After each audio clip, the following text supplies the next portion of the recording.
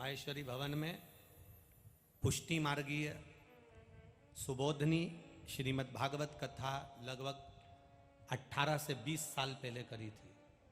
और उसके बाद में एक सराफा परिवार, स्वर्णकार परिवार, वर्मा परिवार, एक उनकी भी कथा उसी महेश्वरी भवन में, वो महेश्वरी भवन में महेश्वरी महिला मंडल ने उस समय पर कथा कराई थी 20 साल पहले। 20 साल पहले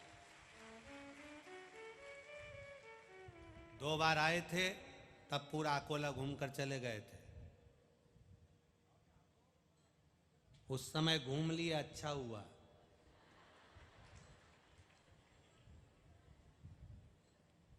अभी तो तुम ट्रेन में नहीं घूमने देते तो अकोला क्या घूमने दोगे।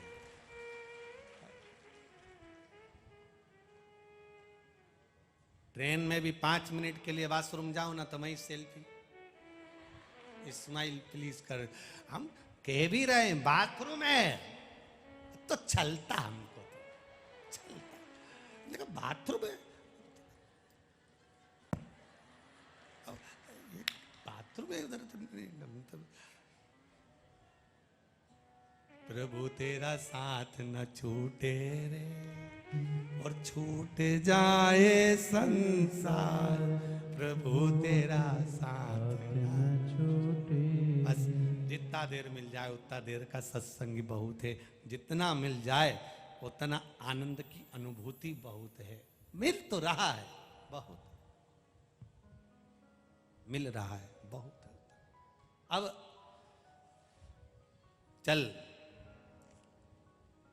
मर्दानिया, चल घूम के आते। संतों का एक शौक होता है घूमना, भ्रमण करना।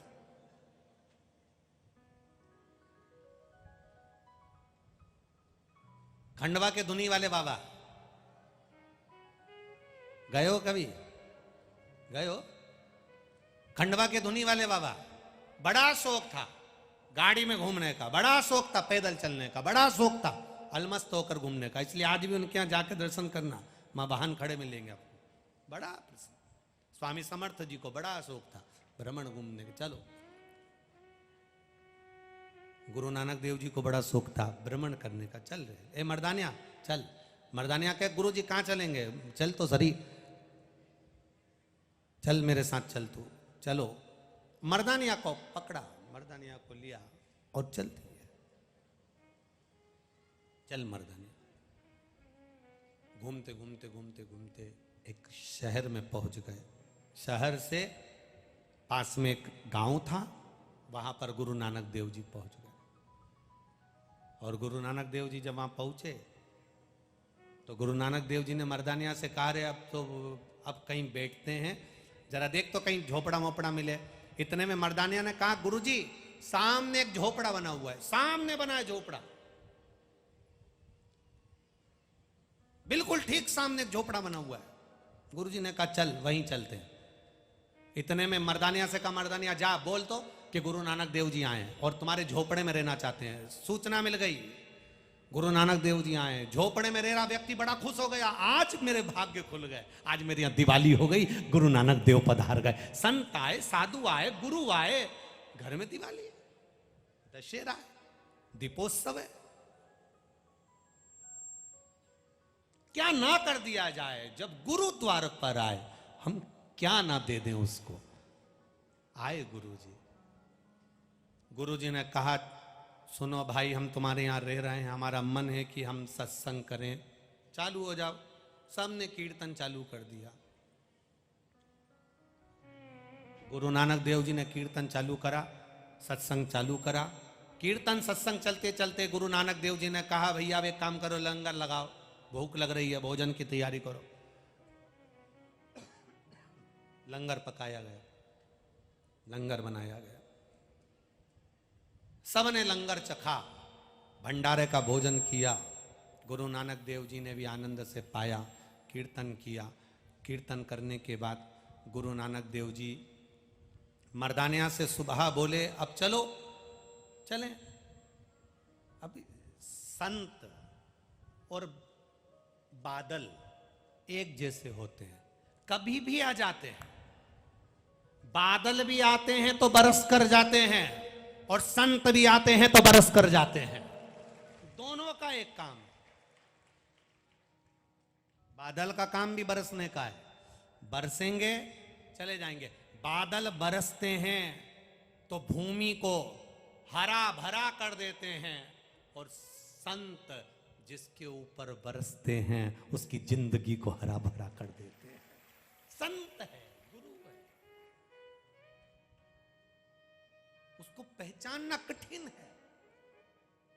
चौलप्पा नहीं पहचान पाया, सुंदर बाई स्वामी समर्थ जी को नहीं पहचान पाई, नहीं पहचाने। गजानंद बाबा से गांव में रहे, दुनिया के लोगों ने नहीं पहचाना। बाद में पहचान होती है जब संत चले जाते हैं। एकनाथ जी को नहीं पहचाना, नामदेव जी को नहीं पहचाना, मुक्ताबाई को नहीं पहचाना, तुकाराम जी को नहीं पहचाना, रामकृष्ण परमहंस को नहीं पहचाना, मीराबाई को नहीं पहचाना। भारत के जितने संत थे इनको जब थे तब नहीं पहचाना, जब चले गए तब पहचान कर रहे। जब तक थे तब तक लोग गाली देते रहे, चोट्टा होगा, ऐसा होगा, वैसा होगा, ढोंगी है, प्रपंची है, छली है। क्या होता है शंकर जी की पूजन करने से? वो तो ढोंग करता, वो तो प्रपंच करता, वो तो छल करता। जिंदा है तब तक दुनिया के लोग अपशब्द कहेंगे, ताने देंगे, गाली देंगे, आड़ा टेढ़ा बोलेंगे। जब वही दुनिया छोड़कर चले जाता है फिर दुनिया के लोग जानते हैं कि ये संत की कृपा थी जो अपना क्षेत्र बचा हुआ था, ये स्वामी समर्थ की कृपा थी जो अपना महाराष्ट्र बचा हुआ था, ये गजानन बाबा की कृपा थी जो अकोला बचा हुआ था। फिर हमने पहचान कर ली, पहचान गए, फिर गया तब। बादल और संत एक बराबर के होते हैं। बादल और साधु, सन्यासी, तपस्वी, साधक, उपासक, संत एक बराबर के होते हैं। बादल बरसता है, चले जाता है, पृथ्वी को हरा भरा कर देता है। संत बरसता है, संत आता है थोड़े दिन के लिए, 7 दिन, 5 दिन, 4 दिन, 3 दिन के लिए संत आपकी नगरी में आता है, बरसता है, अमृत लुटा देता है। इतना बरसाया, इतना बरसाया, जिन्होंने 7 दिन बैठकर इस संत वाणी में अपने कपड़ों को गीला कर लिया, जो इस संत की वाणी में नहा लिया, वो फिर दूसरी वाणी में नहीं नहाता, उसकी जिंदगी संवर जाती है। जो नहा लिया, नहा लिया, चलते फिरते रहते हैं, संत रुकते नहीं, चल रहे। शिव महापुराण छत्तीसगढ़ भिलाई में हो गई, अब यहाँ हो गई, यहाँ पूरी हो जाएगी। 17 तारीख से 23 मई तक आदर्श नगर ग्राउंड, बीरगंज, नेपाल की पावन धरा पर प्रारंभ हो जाएगी। दोपहर में 2 बजे से 5 बजे तक जो कथा नेपाल की पावन भूमि पर होगी उसका नाम डोलेश्वर महादेव शिव महापुराण की कथा होगी। डोलेश्वर महादेव, आपके ध्यान में रहना चाहिए कि शंकर भगवान को जब तारकासुर के 3 बेटों ने सिर काट दिया था तो शिवजी का जो सिर नेपाल में जाकर गिरा था, लोग कहते हैं वो पशुपतिनाथ है, पर पशुपतिनाथ नहीं, पशुपतिनाथ से 12 किलोमीटर की दूरी पर है डोलेश्वर महादेव, जहां पर शंकर भगवान का सिर गिरा था। तो उस डोलेश्वर महादेव की कथा नेपालपुर के वीरगंज के आदर्श नगर ग्राउंड में नेपाल में ये कथा 2 बजे से 5 बजे तक नेपाल की पावन धरा से प्रारंभ होगी। डोलेश्वर महादेव, जहां पर 64 योगिनियां एक साथ बैठकर नृत्य करती हैं। डोलेश्वर महादेव, जहां पर भगवान शंकर की अर्धांगिनी माता पार्वती अपने भाई के मरने के बाद में, अपने भाई के मरने के बाद उसके लिए